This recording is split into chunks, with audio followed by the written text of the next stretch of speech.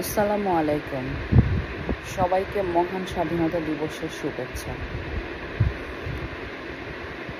এই স্বাধীন দেশে স্বাধীনভাবে আমাদের নতুন প্রজন্ম একটা দল করেছে, এনসিপি যার নাম।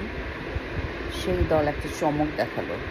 পৃথিবীর ইতিহাসে এত বড় আয়োজন করে কোনো দল ঘোষণা হয়নি, কিন্তু এনসিপি তাই দেখালো যে তারা নতুন একটা দল করেছে।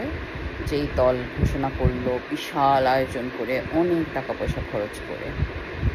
হ্যাঁ, সেটাই বলছি যে আসলে আমাদের দেশে স্বাধীনভাবে যে কেউ যে কোনো কিছু করতে পারে।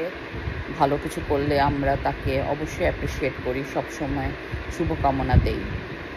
তো এখন দেখা যায় যে আমাদের দেশে যখন কারুর নতুন অনেক টাকা হয়, হঠাৎ করে অনেক বড়লোক হয়, তখন কী করে, সেই লোক প্রথমে বিয়ে করে। এনসিপি নেতারাও তাই করছে। তারপর কী করে, গাড়ি কেনে,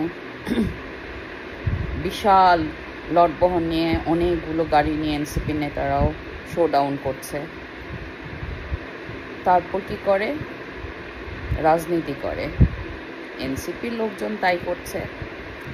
এখন তারা যদি এতটুকুতেই সন্তুষ্ট থাকতো যে হ্যাঁ, রাজনীতি করছে, রাজনীতির মতো করে রাজনীতি করলো, দেশের উন্নয়নের কথা ভাবলো, দেশের শান্তি শৃঙ্খলার কথা ভাবলো, দেশের অস্থিতিশীল পরিবেশকে শান্ত রাখার চেষ্টা করলো, তাহলে মেনে নিতাম।